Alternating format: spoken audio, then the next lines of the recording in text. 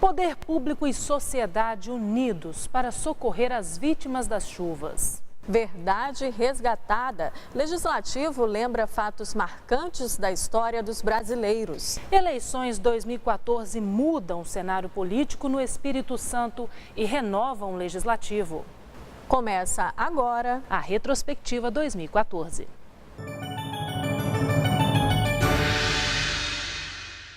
"23 mortos. Mais de 60 mil pessoas fora de casa, 53 cidades devastadas, um estado inteiro afetado pelas chuvas. O socorro chegou rápido. Poderes públicos e toda a sociedade se mobilizaram para a reconstrução do Espírito Santo. Os deputados interromperam o recesso e realizaram sessões ordinárias e extraordinárias. Os parlamentares aprovaram 6 matérias do Poder Executivo, a maioria para auxiliar na reconstrução do Estado. Primeiro, agradecer à Assembleia pela disposição, pela boa vontade em votar essas matérias e pelo acompanhamento que tem feito dos problemas que a gente tem vivido no Estado com esse desastre ambiental dos últimos dias. O parlamento também ouviu especialistas em busca de alternativas para que essas cenas não se repitam no futuro. O primeiro seminário Chuvas no Espírito Santo, Compreensão, Prevenção e Enfrentamento, realizado pela Assembleia Legislativa em parceria com a UFES, buscou entender os fenômenos climáticos que provocam grande quantidade de chuva em um curto período de tempo e, assim, prevenir novas tragédias como inundações e desabamentos. É trazer a sociedade civil organizada, mobilizar a Assembleia Legislativa, mobilizar os órgãos de governo para que nós possamos junto debater, discutir, tomar decisões. Para que possam adotar medidas de prevenção e preparação para os desastres, porque os desastres sempre vão acontecer. A gente só consegue minimizar, mitigar esses riscos de desastre, os seus efeitos, vamos dizer assim. Institutos e autoridades do Estado começaram a se movimentar para evitar futuras inundações. Representantes do INCAPER se reuniram com a mesa diretora da Assembleia. No encontro, apresentaram propostas de expansão das estações meteorológicas no Espírito Santo e pediram apoio financeiro para a compra de equipamentos mais modernos. Nós viemos aqui buscar uma parceria da Assembleia para que a gente pudesse ampliar a rede meteorológica do governo do Estado do Espírito Santo para atender com melhor eficácia o monitoramento das questões meteorológicas e o repasse dessa informação para a sociedade como um todo.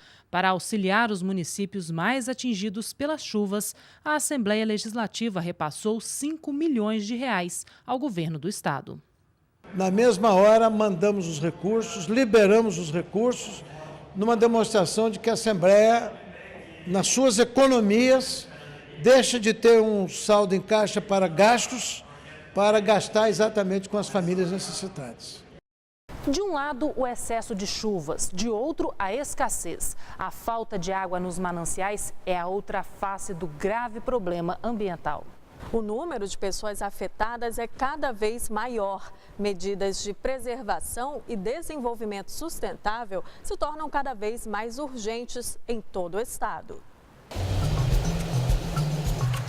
De toda a água do planeta, menos de 1% está disponível para consumo humano.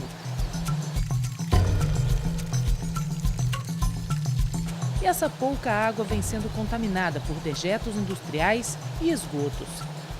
A solenidade que celebrou o Dia Mundial da Água na Assembleia foi também um convite à reflexão, um alerta para que a sociedade busque alternativas para o uso racional dos recursos hídricos.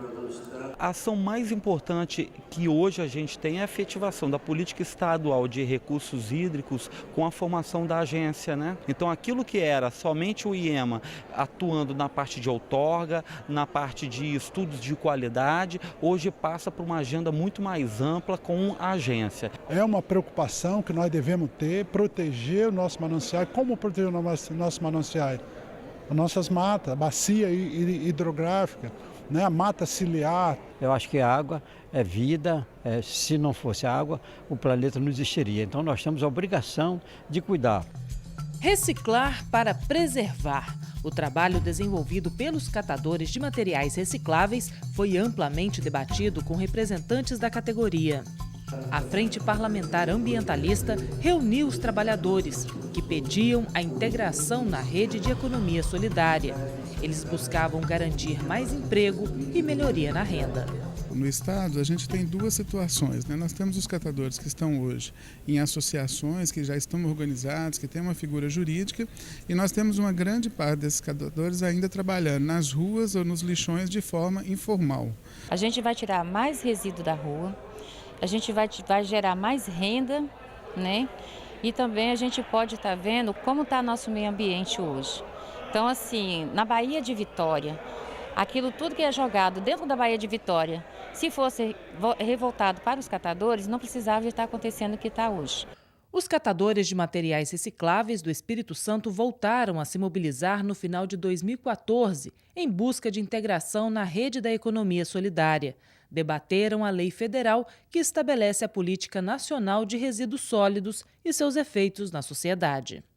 A região metropolitana é a região que mais tem oferecido resistência à implementação dos instrumentos da política. Então, ampliação da coleta seletiva, destinação para as associações de catadores dos materiais recicláveis, isso tem sido uma grande dificuldade, oposta especialmente pelas empresas que operam a destinação final de resíduos sólidos. Se nós, enquanto catadores, estamos avançando para a parte do conhecimento, da formação, do aperfeiçoamento técnico para a gestão das cooperativas e do trabalho, mas os municípios ainda não conseguiram avançar e nos enxergar enquanto prestador de serviço nessa área. Fazer com que o catador consiga triar o material, depois ele comercializar esse material para um empreendimento de economia solidária, esse empreendimento beneficia esse material e disponibiliza produtos para que nós da economia solidária possamos receber. Desenvolvimento sustentável. O Caparaó Capixaba ganhou um aliado na preservação da biodiversidade da região, a Reserva da Biosfera do Caparaó. A iniciativa partiu da mesa diretora da Assembleia, que também criou uma frente parlamentar para estudar a implantação da unidade.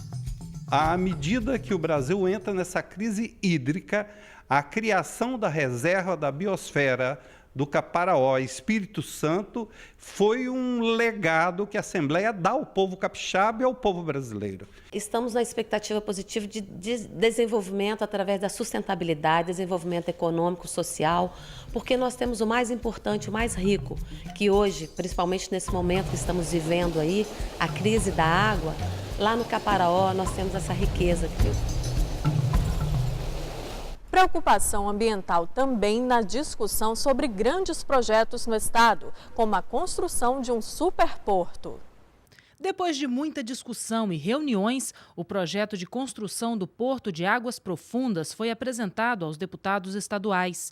O manifesto foi entregue ao governo do estado em favor do empreendimento, desde que as áreas de interesse fossem mantidas intactas. Esse porto já nasce numa região de águas profundas. O nome mesmo diz Porto de Águas Profundas. Realmente foi escolhido um local onde já tem uma profundidade natural de 22 metros, sendo desnecessária a obra de dragagem e derrocagem, que é uma obra caríssima.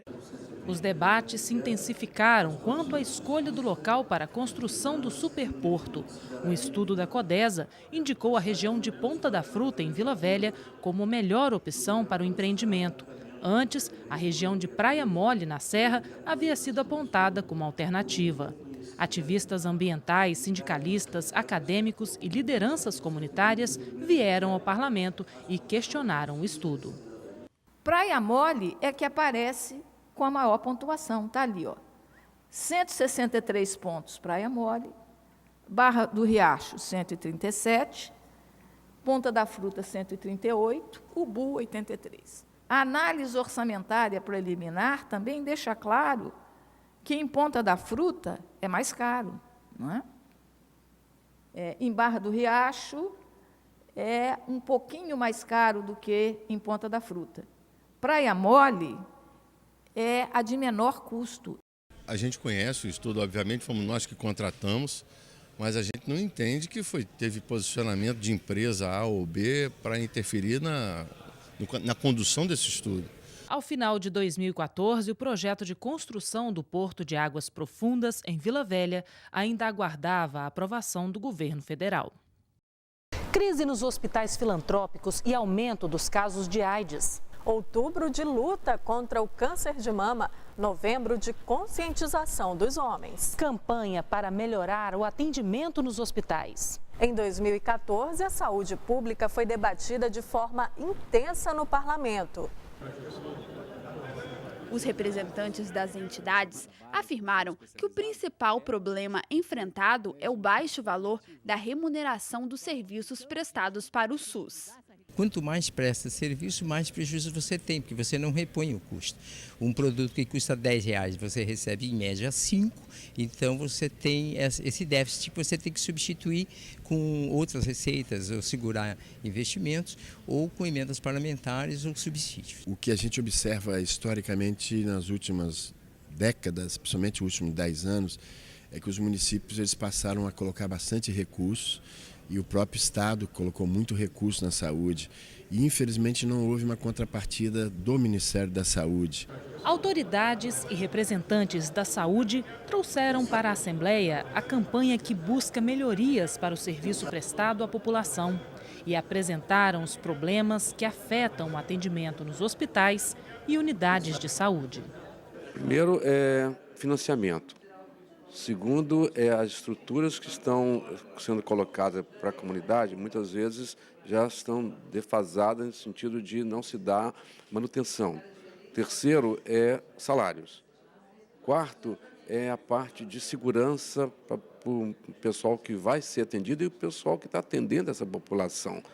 E a parte também de manutenção não só da estrutura, mas do material que vai ser usado. Tem local que está faltando coisa básica, falta soro, falta seringa e por aí vai. Uma série de problemas básicos que não deveria nunca estar faltando numa UPA, num PA, numa unidade de saúde. A comissão vai encaminhar ao secretário de Saúde, ao governo do Estado e vai encaminhar também ao Ministério Público. O Ministério Público é agilizar as fiscalizações e a cobrança para uma saúde pública melhor.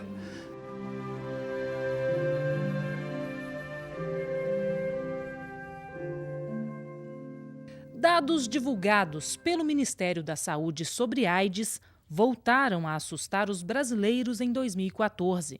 O aumento do número de jovens infectados com o vírus HIV foi o alerta para aumentar as discussões e medidas contra a doença. O parlamento cedeu espaço para que o tema fosse abordado na tribuna popular. O estado do Espírito Santo sai hoje de 8 mil casos para 34 mil casos de AIDS. Então a AIDS está mais presente no nosso cotidiano do que se imagina.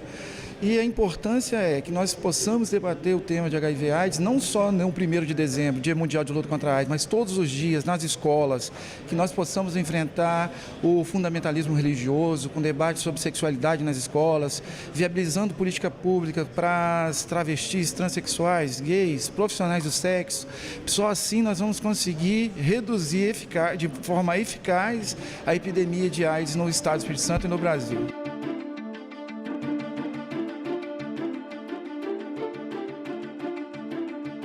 Prevenção em rosa e azul, as duas mais conhecidas campanhas contra o câncer de mama e de próstata foram intensificadas na Assembleia durante os meses de outubro e novembro.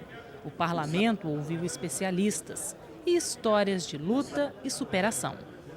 Hoje eu estou curada, tem 5 anos e é muito importante todos nós estar fazendo a mamografia, não só a mamografia como o Papa Nicolau para ser descoberto o câncer do colo do útero.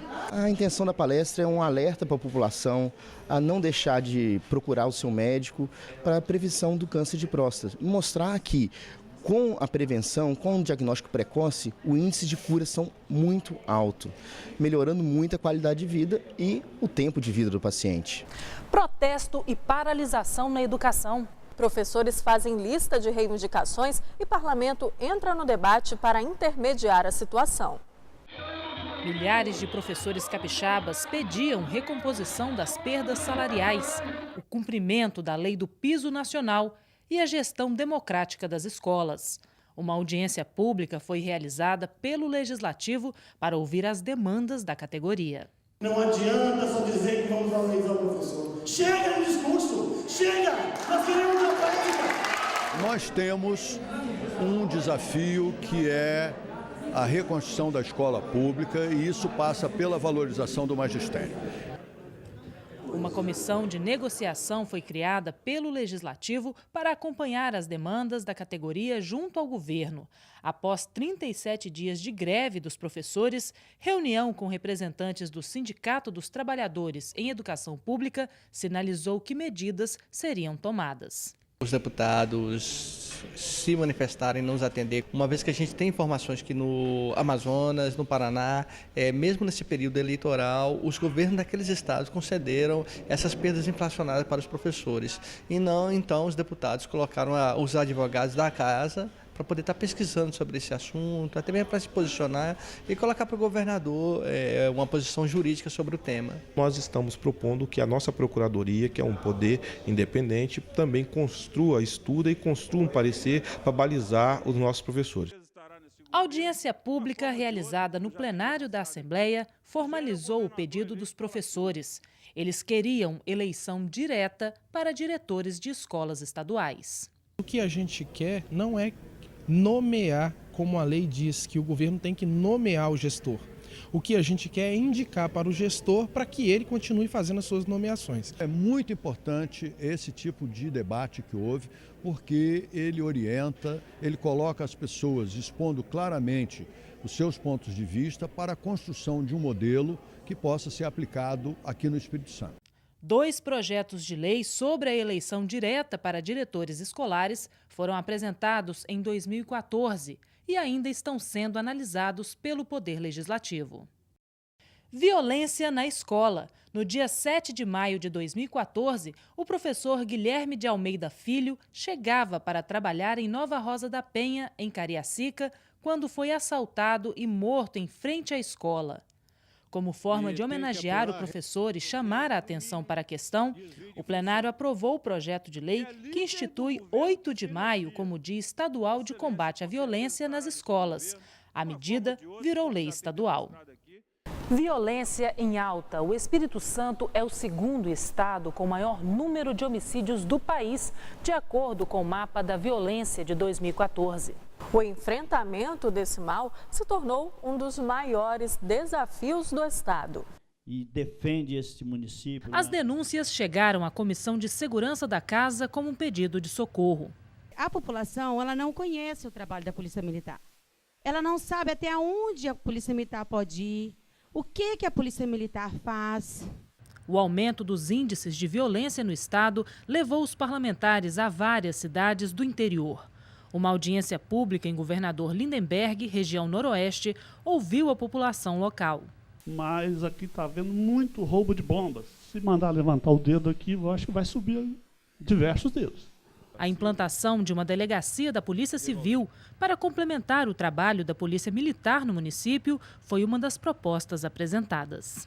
Isso reflete que todo flagrante a gente tem que deslocar a viatura para Colatina e a cidade fica um pouco desguarnecida nesse período do deslocamento. Nós vamos solicitar a vinda de um delegado de polícia, de um escrivão já está certo, e de investigadores de polícia, para fazer a parte da polícia judiciária, que é a investigação da apuração das infrações penais. Uma vez a prevenção não ocorrendo, o crime acontecendo, a competência passa a ser da polícia judiciária, portanto tem que ter a representação aqui no local. O alto índice de homicídios também levou os parlamentares a Cachoeiro de Itapemirim, região sul do estado. Durante o evento, o executivo se comprometeu a disponibilizar recursos para combater a criminalidade na região. Até o final do segundo semestre agora, nós vamos vamos abrir a licitação agora em junho e vamos contratar o call center do CIOD Sul. 190 vai ser uma realidade para Cachoeiro. Desafio também na área social. A elaboração e a implementação de melhorias no atendimento socioeducativo se tornaram metas para todos os estados brasileiros. No Espírito Santo, a elaboração do plano decenal, determinado por lei federal, reuniu na Assembleia deputados, representantes do estado e também dos municípios. devemos ter objetivos e metas no que se refere a qualificar o atendimento de responsabilidade tanto do governo do estado quanto também das prefeituras municipais aqui do Espírito Santo. E depois a fase também muito importante, que é a efetivação nessa década, que se inicia a partir do próximo ano, para a efetivação de todas as ações que forem pactuadas coletivamente. Esperança de um futuro melhor para quase 500 presos da Penitenciária Regional de São Mateus. Em visita, a Comissão de Segurança viu de perto o trabalho desenvolvido no local. Aqui são oferecidas atividades por meio do projeto Semeando Liberdade.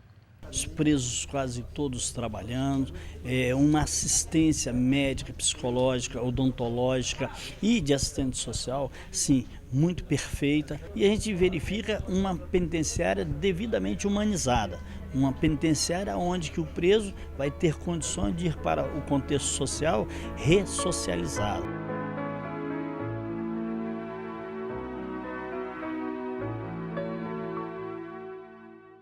Nos números da criminalidade, a violência de gênero continuou a assustar os capixabas. O Espírito Santo ainda amarga o primeiro lugar no Índice Nacional de Homicídios de Mulheres. Com uma das maiores taxas do país, a discussão de políticas de enfrentamento desse tipo de violência foi intensa no parlamento. Para que nós façamos uma reflexão da violência que atinge as mulheres no mundo e também no Brasil. Cresce o número de violência contra a mulher. Dessa violência que acontece sob o mesmo teto, quer dizer, a violência que acontece dentro de casa. Ver na cadeia todos os homens que praticam violência contra as mulheres. O marido espanca a mulher, o Espírito Santo é líder no ranking nacional de violência contra mulheres, e o filho assistindo. O padrasto violenta a filha ou o filho e a violência é gerada dentro de casa. A Assembleia Legislativa também esteve presente no 8º Fórum de Políticas Públicas para a Mulher Vítima de Violência. A prevenção foi um dos focos do debate. É uma realidade muito atual e que deve inquietar todos nós porque fere, a dignidade da mulher. E quando se fala em políticas públicas, nós temos que fazer projetos e executá-los. Todo o poder público deve trabalhar nessa toada hoje em dia, não apenas com a preocupação em punir o agressor. Antes de punição, nós temos que trabalhar a prevenção para que não haja reincidência, para que não haja casos novos. Em 2014, passou a vigorar no Espírito Santo lei de autoria parlamentar que obriga a divulgação do Disque Denúncia de Violência contra a Mulher. O avanço das drogas foi outro grande desafio para os agentes públicos. O combate ao tráfico e o tratamento de dependentes foram o foco dos trabalhos da Comissão de Políticas sobre Drogas. O colegiado deu sequência às audiências públicas iniciadas no final de 2013. Populares e autoridades de 6 municípios do estado foram ouvidos sobre questões relacionadas à dependência química, prevenção, acolhimento e tratamento de usuários de drogas. As sugestões foram encaminhadas pela comissão às autoridades competentes. Eu acredito que nós estamos cumprindo o nosso papel de estar trazendo informação para a sociedade, levantando esse debate para que as pessoas se envolvam nessa discussão e juntos a gente possa estar buscando saídas para esse grave problema. Ao longo do ano, os deputados também promoveram vários debates nas reuniões do colegiado. Autoridades especialistas na área de prevenção e tratamento da dependência, além de usuários em recuperação, participaram das reuniões da Comissão de Políticas sobre Drogas. No próximo bloco, defesa do consumidor e consolidação da democracia no Brasil.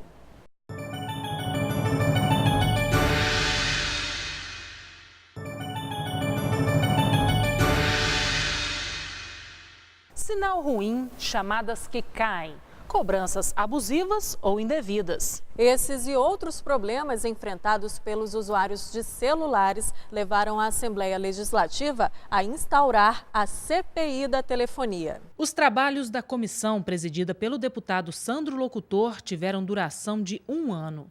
Em março, os membros da CPI entregaram um relatório final ao presidente da Assembleia. Além dos principais problemas na telefonia móvel, o documento apontou recomendações para melhorar os serviços ofertados aos consumidores, como a criação de uma Câmara de Conciliação dentro do PROCON estadual para resolver os impasses entre usuários e operadoras de telefonia. Algumas mudanças terão que ser feitas nos prazos estabelecidos pela comissão e certamente nós manteremos a fiscalização e ao longo do tempo a população passa a perceber, certamente passará a perceber algumas alterações, até porque esse relatório será encaminhado ao Congresso Nacional, à Câmara dos Deputados, ao Senado e também ao Ministério das Comunicações para que providências sejam tomadas na busca de um novo marco regulatório das telecomunicações no Brasil que está muito ultrapassado. Em decorrência da CPI, também foi assinado um termo de ajustamento de conduta entre a Assembleia Legislativa, Ministério Público, PROCON, entidades de defesa do consumidor e as operadoras, que se comprometeram a melhorar a qualidade dos serviços prestados aos usuários. Liberdade, igualdade, democracia. Na Constituição Federal, essas são garantias de qualquer brasileiro. Mas, na prática, ainda há um longo caminho pela frente. Muitas batalhas já foram vencidas e lembrar a história fortalece as conquistas da sociedade.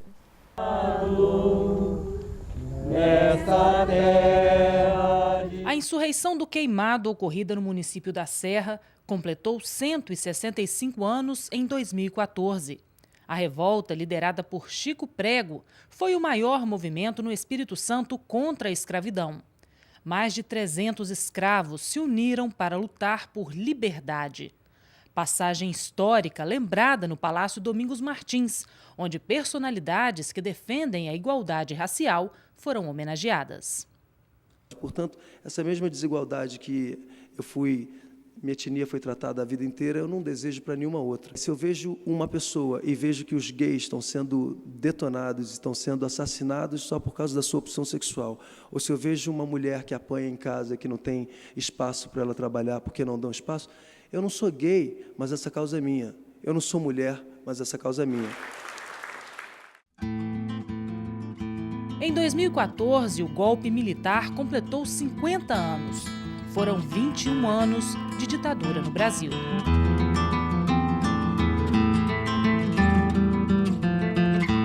Para discutir sobre o período marcado pela ausência da democracia e dos direitos constitucionais, a Assembleia realizou sessão especial. É preciso que, no mínimo simbolicamente, o Estado brasileiro, além de pedir perdão aos que sofreram na mão dos torturadores, as famílias que tiveram seus entes queridos desaparecidos, mortos, enterrados, que essas pessoas sejam penalizadas pela justiça brasileira para que não fique esse ar de impunidade que ainda está no nosso meio. A ditadura militar foi uma época marcada por tortura e morte de muitos brasileiros. A exemplo do restante do país, o Espírito Santo passou a investigar a violação dos direitos humanos ocorrida na época. A Comissão Especial da Verdade do Legislativo Estadual recebeu convidados de outros estados. Eles compartilharam histórias de resistência e falaram sobre as torturas sofridas no período. Eu acho que após a Comissão Nacional da Verdade ser implantada, houve essa abertura para que as pessoas que acumulavam essas experiências, essas histórias, passassem a contar. E a gente começou a expor e falar mais sobre esse tema, escrever livros sobre isso. É o 5º livro que eu escrevo sobre o regime militar. E ainda pretendo escrever muito, porque muito ainda não foi dito sobre a dimensão das atrocidades praticadas em nosso país. Nós esperamos que no relatório, além das circunstâncias de mortes e assassinatos e ocultação de cadáver, que no relatório também haja algumas recomendações. Queremos que essas recomendações sejam referentes aos documentos, a liberação dos documentos que hoje estão ocultos ainda do Exército, Marinha e Aeronáutica, e que também seja recomendado à presidenta Dilma Rousseff que haja uma humanização das Forças Armadas. Em 1979, a promulgação de uma lei marcou o restabelecimento da democracia no Brasil. A medida absolveu todos os opositores do regime militar, na época considerados criminosos. Os 35 anos da Lei da Anistia foram lembrados em audiência pública, realizada pela Comissão Especial da Verdade. 2 ativistas que lutaram contra o regime participaram do evento. Eu fui preso no dia 19 de abril de 1964, o golpe tinha 18 dias e diz lá que eu fui preso por atentar contra o atual regime. A avaliação da lei da anistia, ela propiciou a volta de muitos brasileiros no exílio e propiciou a que vários perseguidos políticos que sofreram as agruras da tortura e os sobreviventes de se manifestarem contra as injustiças que houve no período da ditadura. O povo queria, nós queríamos uma anistia ampla, geral e restrita dentro da concepção do que é anistia.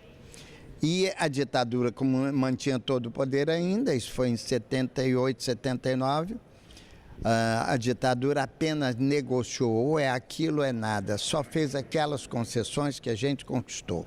E o resto ficou para conquista posterior e até hoje está pendente em grande parte. 2014, ano em que a Assembleia devolveu simbolicamente o mandato de 4 ex-parlamentares, cassados em períodos de exceção, como a ditadura militar.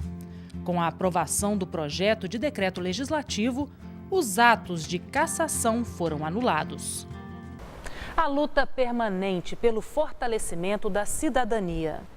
A Assembleia aprova maior participação popular no Legislativo e o plenário da Casa vira palco de debates para garantir inclusão social. O que eles querem é uma vida autônoma, com respeito e dignidade. E vieram à Assembleia em 2014 para expressar desejos como competir de igual para igual no mercado de trabalho. Eu vou entrar em curso de cantor, né? Para primeiro eu ser cantor, aí depois diretor, gravar a novela. Um seminário realizado no Parlamento, em parceria com a Associação Vitória Down, marcou o Dia Internacional da Síndrome de Down. As políticas avançaram, muitas políticas públicas, as leis avançaram muito, mas as pessoas avançaram um pouco. A gente gostaria que isso tivesse assim, uma conscientização da sociedade para que a sociedade se torne uma sociedade inclusiva.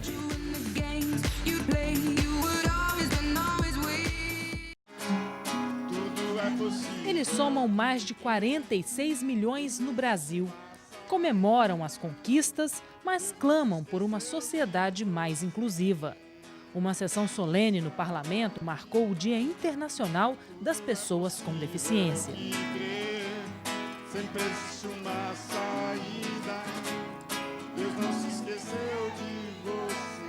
Ao final da solenidade, homenagem especial para Cláudio Vereza, cadeirante e proponente do evento. O parlamentar encerra a vida pública após o 6º mandato na Assembleia Legislativa.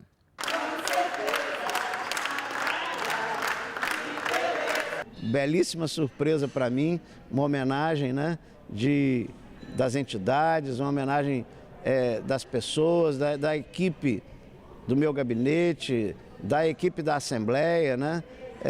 Foi uma surpresa maravilhosa e vem fechar assim, né, com chave de ouro, esse período extenso em que estou atuando na Assembleia Legislativa. Já começa, né, o período de despedir da casa. É preciso saber viver. É preciso saber viver. Saber viver. Saber viver. Muito bem. Obrigado, parabéns. Cidadania ao alcance de todos. Em 2014, os deputados estaduais aprovaram mudança no regimento interno da Assembleia para facilitar a participação popular no Legislativo. Qualquer cidadão vai poder, por exemplo, usar a internet para apresentar à casa um projeto de lei ou proposta de emenda constitucional. Nós queremos, com esse projeto, tornar menos burocrática e mais democrática a participação popular. Autoridades prestam contas na Assembleia Legislativa. Deputados avaliam ações desenvolvidas pelo Poder Executivo. Teve sessão tumultuada e contas rejeitadas pela Comissão de Finanças. O secretário de Saúde, Tadeu Marino, apresentou relatórios sobre as ações desenvolvidas na pasta de janeiro a agosto de 2014. 175 milhões de reais para financiamento hospitalar, construção de 5 novos centros de especialidades, investimento na saúde da família e na rede estadual de oncologia foram alguns dos pontos destacados pelo secretário. Durante a audiência pública de prestação de contas, Marino reconheceu que há déficit de mais de 2.500 leitos hospitalares no estado. A gente tem a humildade de reconhecer que a gente falta fazer muito ainda pelo Espírito Santo, pela saúde pública do Espírito Santo. Por mais que a gente abra leitos, ainda a gente vai ter de fazer essa política de enfrentamento ainda por muito tempo. Maurício Duque também apresentou relatório das atividades. O responsável pela Secretaria da Fazenda expôs demonstrativo de cumprimento das metas fiscais do governo nos 8 primeiros meses de 2014. De acordo com Duque, 64% do total do que foi orçado pôde ser realizado até agosto. O secretário também garantiu que a administração deixaria recurso em caixa para o novo governo. O que conta realmente são as despesas de custeio. Porque quando você inaugura uma escola, quando você inaugura uma unidade de saúde, um hospital, você tem todos os gastos para operar essa unidade. Então nós tivemos na saúde um valor superior a quase 2 bi de recursos na saúde. Educação, quase o mesmo valor. No início de 2014, a prestação de contas no Legislativo, como ocorre de forma protocolar todos os anos. Os parlamentares perguntaram muito sobre segurança pública, perguntaram muito sobre saúde, perguntaram muito sobre interiorização de desenvolvimento, mostrando a preocupação que tem aqui dos parlamentares com aquilo que a população está pensando, assim, a sintonia que tem entre as perguntas daqui e aquilo que a gente ouve no dia a dia nas ruas, das comunidades que a gente vai visitar. No final do ano, a rejeição das contas do Executivo referentes a 2013 pela Comissão de Finanças. Mesmo com parecer técnico favorável do Tribunal de Contas, o colegiado rejeitou por 5-2 as contas do chefe do Executivo. Após muita discussão, obstrução da pauta e queda das sessões por falta de quórum, a Assembleia aprovou as contas do governo do Estado, mesmo que o projeto de decreto legislativo do deputado Euclério Sampaio recomendasse a rejeição das contas. No fim, a matéria recebeu uma emenda assinada pela bancada do PT, que acatou as contas, mas com ressalvas. Segundo o texto, essas ressalvas seriam relativas ao não cumprimento por parte do Executivo das metas fiscais previstas pela Lei de Diretrizes Orçamentárias. Uma das mais importantes matérias do Legislativo, a Lei Orçamentária Anual, enfrentou problemas na sua tramitação. O entrave judicial atrasou o envio da mensagem do governador para a Assembleia. A lei começou a tramitar na Casa em 2014, depois da data prevista. Uma decisão judicial chegou ao Parlamento e impediu o recebimento da matéria. A decisão atende a pedido da Associação dos Magistrados do Estado, que ajuizou a ação requerendo anulação dos efeitos da LDO. A Magis alega que o Poder Judiciário não foi consultado no processo de elaboração do projeto de lei, o que configuraria violação às Constituições federal e estadual. O prazo para a entrega da lei orçamentária terminou no dia 30 de setembro, mas só começou a tramitar no início de novembro, depois que o Executivo enviou uma matéria substitutiva. Após receber a proposta, a Comissão de Finanças fez 6 audiências públicas pelo Estado para apresentar os valores de investimento. Gestores públicos aproveitaram para apresentar demandas para o orçamento de 2015. Hoje a nossa folha de pagamento está comprometida em 43% com a educação e em 23% com a saúde. Então os municípios precisam ter, tá certo, o dinheiro na conta para poder resolver as demandas do dia a dia do cidadão da sua cidade. Hoje o município de Iguaçuí tem um orçamento de 78 milhões no ano.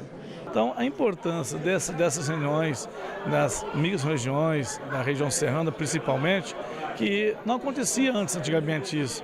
É importante isso vir e a sociedade participar. Eu acredito que seja a prioridade maior, seja essa questão de nós trabalharmos um orçamento que venha realmente atender a demanda do homem do campo. Uma reivindicação muito grande da nossa comunidade é o asfalto que liga o distrito de Lajinha, de Pancas, ao município de Água Branca. A previsão financeira do Estado para 2015 é de pouco mais de 17 bilhões de reais. Os deputados tiveram de estender o prazo para a apresentação das próprias emendas ao orçamento, que já havia terminado. A LOA continuou na Comissão de Finanças para a elaboração do relatório final até o último dia de trabalho na casa antes do recesso. Mesmo após os atrasos e intensa discussão durante meses, a previsão orçamentária para 2015 não chegou a ser votada na comissão em 2014. Acredito que o orçamento só vai ser votado em uma reunião extraordinária em janeiro, na segunda quinzena, então nós podemos também deixar o relatório para ser votado depois. Eu não vejo motivo nenhum de prejuízo, e sim, nós vamos ouvir mais os deputados, ver como nós podemos colocar as emendas deles ainda no orçamento, então é fase de discussão. O projeto da Lei Orçamentária Anual obedece aos critérios estabelecidos na Lei de Diretrizes Orçamentárias, a LDO, que passou pelo plenário da Assembleia em 2014. Além de aprovar projetos, o plenário da Assembleia também se transformou em cenário para a discussão de ideias e pontos de vista divergentes. O plenário da Assembleia Legislativa debateu matérias polêmicas em 2014. O projeto de lei que regula a divisão e a organização judiciária no Estado dividiu opiniões. A proposta criava comarcas integradas e permitia que o mesmo juiz fosse titular de mais de um município.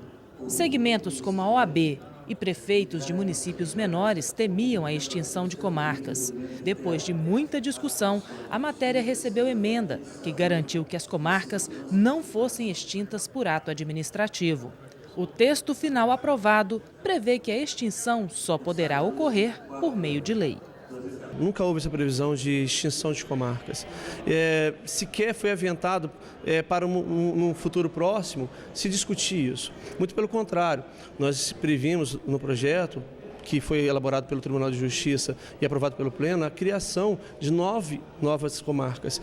O que se pretendeu com o projeto foi viabilizar, por meio de critérios objetivos, a união de comarcas para otimizar gastos e melhorar o atendimento à população. Todos os municípios do estado passam a ser comarca. O que haverá é a unificação de um juiz em 2 comarcas. Um juiz vai trabalhar em 2 comarcas ao mesmo tempo, prestando jurisdição em ambas, em razão de não haver juízes suficientes para atender a essas comarcas menores. A resistência da ordem e de outros setores da sociedade civil evitou que o projeto tivesse maiores problemas. Acho que foi uma vitória, foi um avanço, não o que a gente queria, não o que a gente esperava, mas dentro da concepção do projeto foi um avanço. O presidente do Tribunal de Justiça também veio à Assembleia para apresentar 2 projetos de reestruturação das carreiras do Judiciário. Essa situação é uma situação indesejável para o Poder Judiciário e para toda a coletividade. A evasão a que eu me refiro de funcionários não ocorreu somente com os juízes. Muitas pessoas que queriam fazer concurso para juiz ou que fizeram não se sentiam estimuladas para o exercício do cargo, exatamente porque a entidade privada dava uma condição melhor. Outra medida que gerou longo debate foi o projeto que definia critérios para a apuração do VAF, o valor adicionado fiscal decorrente de operações de transferências de petróleo e gás natural para outro estabelecimento do mesmo titular. Prefeitos de vários municípios vieram à casa para cobrar a aprovação da matéria. A nossa proposta é que esse valor adicionado fiscal das transferências de petróleo parem de ser consideradas na distribuição do CMS para poder minimizar e padronizar os índices de participação do CMS do município. A medida foi aprovada em plenário, mas vetada pelo Poder Executivo. No entanto, quando o veto voltou ao plenário para ser analisado, foi rejeitado pela maioria dos deputados. O projeto será promulgado pela Assembleia e transformado em lei. Outra matéria que gerou debate entre os deputados é a proposta de emenda constitucional que ficou conhecida como a PEC da reeleição. A matéria alterava a Constituição Estadual para permitir a reeleição de membros da mesa diretora para o mesmo cargo numa eleição subsequente. Para nós, para mim particularmente, fazer essa alternância na mesa diretora da Assembleia seria salutar para que o Poder Legislativo tivesse, com as características diferentes de cada um dos seus presidentes, uma relação de amadurecimento da instituição para com a sociedade. Ficou bem claro para a sociedade, bem claro para os parlamentares, que o voto que foi concedido pelo PT contrário foi um voto de protesto em função de épocas passadas que houveram desmandos, mas não é o caso dessa Assembleia. A PEC foi aprovada com 21 votos a favor e 5 contra e recebeu emenda para garantir que a reeleição ocorra somente de uma legislatura para outra. No dia 20 de agosto, um anúncio durante a sessão ordinária entristeceu o Legislativo. Gentileza, nós estamos recebendo uma notícia muito triste. O assessor do Glauber Coelho está comunicando o falecimento dele. Glauber Coelho tinha 40 anos e estava em seu primeiro mandato na Assembleia Legislativa. O ex-deputado teve morte cerebral após ficar 10 dias internado. Glauber sofreu um acidente de carro na localidade de Pacotuba, zona rural de Cachoeiro de Itapemirim. Ultimamente estava em plena disputa, com uma alegria e um trabalho permanente. Glauber era unanimidade nessa casa do bem-querer. Fica difícil nós fazermos uma fala raciocinando. É muito triste o que eu tenho a dizer. Essa notícia que foi tão surpreendente quanto o acidente dele e que deixa todos perplexos, emocionados. Quero aqui deixar a minha homenagem ao deputado, pedir as bênçãos à família que nesse momento tenho certeza que necessita das nossas orações para o seu conforto. Não perco um colega deputado, perdendo um amigo, um irmão. É doloroso. E o povo capixaba deve sentir isso. Solidariedade com a família. Nós perdemos um colega aqui, mas sem sombra de dúvida. Perder um pai, perder um marido, perder um filho, é uma dor que só quem já perdeu sabe. Tendo o Glauber, uma criança de 2 anos, uma esposa jovem, nós podemos fazer, manifestar nossa intensa solidariedade. Ele deixou um legado muito grande aqui para nós. Não tem dúvida que o Espírito Santo perdeu um grande parlamentar. Glauber Coelho era o segundo vice-presidente da mesa diretora, foi membro efetivo das comissões de Saúde, Agricultura e Meio Ambiente, além de vice-presidente da Frente Parlamentar de Apoio à Educação no Campo. Na Assembleia, também assumiu a segunda secretaria da mesa diretora e presidiu a Frente Parlamentar Saúde para Todos. Glauber dedicou 15 anos de sua vida à política. Você que escreveu? Aqui?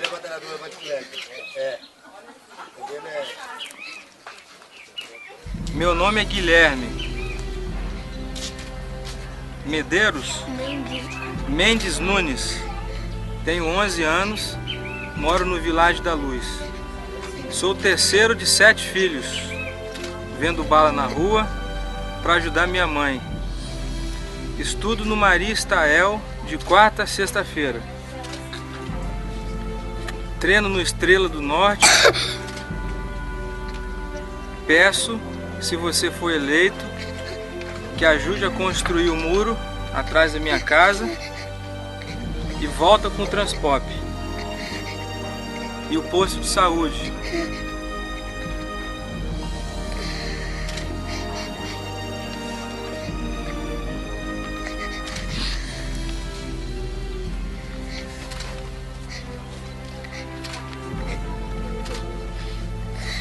A Praça do Vilagem posto policial e a quadra do Maristael. É isso que você quer, cara? É? Toca aqui. Vou atender seu pedido, viu? Agora você para de chorar e dá um sorriso. Dá um sorriso. Tá bom?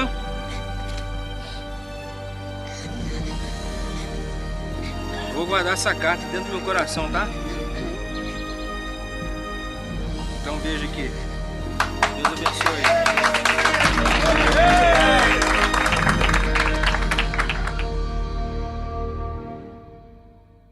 Mostrar aos jovens o papel do legislativo e estimular futuras lideranças. Projeto desenvolvido pelo Parlamento envolveu estudantes de todo o estado. Eles vieram de 6 cidades do estado para ser deputados por um dia. No plenário, discursaram. Eu e os demais deputados jovens citados estamos representando a Escola Oceanos do município da Serra. Apresentaram e votaram os próprios projetos, tudo feito por eles. Esses 30 estudantes foram selecionados em 2014 para participar do projeto Deputado Jovem. Senhor presidente, senhoras deputadas, senhores deputados, telespectadores da TV Assembleia, canal 19.2, servidores da Assembleia Legislativa e os professores presentes que representam as 6 escolas que participam do projeto Deputado Jovem, boa tarde. Hoje irei falar sobre o município de Vitória e suas características. Eles são alunos de escolas públicas e privadas e vieram de Vitória, Serra, Linhares, Santa Teresa, Ecoporanga e São Gabriel da Palha. É da Escola do Legislativo que vem essa iniciativa. O projeto tem como objetivo provocar o interesse pela política e pela cidadania, além de fazer com que entendam a importância da democracia. Nós temos que ser modelos desses jovens, mostrar para eles que a política, a boa política, ela deve ser feita, ela deve ser praticada. E nós praticamos política em todos os momentos da nossa vida. Em cada edição do projeto Deputado Jovem, o plenário Dirceu Cardoso se transforma. Saem os experientes parlamentares e entram os jovens, cheios de sonhos e novas ideias para melhorar o lugar onde vivem. 5 de outubro de 2014, dia de eleições gerais no Brasil, mais de 115 milhões de brasileiros foram às urnas para escolher os seus representantes públicos para os próximos anos. No Espírito Santo, cenário definido em primeiro turno. Depois de 4 anos, Paulo Artung retorna ao Palácio Anchieta. No Legislativo, renovação de 50%. A renovação na Assembleia Legislativa foi de 53,3%. Dos atuais 30 deputados estaduais, 14 foram reeleitos.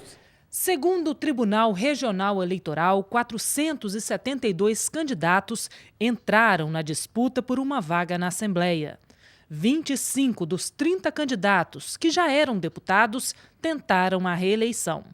Com a renovação na casa, muda também o cenário das representações partidárias. O PMDB terá o maior número de representantes, com 4 eleitos. O PRP e o PT conquistaram 3 cadeiras cada um. Com o resultado das urnas, a partir de 2015, os capixabas vão ter as seguintes representações no Parlamento Estadual. Da coligação O Espírito Santo é Mais, composta por 3 partidos, Dr. Hércules, Guerino Zanon, Marcelo Santos e Luzia Toledo, todos do PMDB, Teodorico Ferraço e Edson Magalhães, do DEM, e Rafael Favato, do PEN. Da coligação Frente Popular Capixaba, composta por 4 partidos, Amaro Neto e Sandro Locutor, do PPS, Freitas e Bruno Lamas, do PSB, Janete de Sá, do PMN e Enivaldo dos Anjos, do PSD. Da coligação com a Força do Povo Capixaba, composta por 2 partidos, Padre Honório Nunes e Rodrigo Coelho, todos do PT, e da Vitória e Euclério Sampaio, do PDT.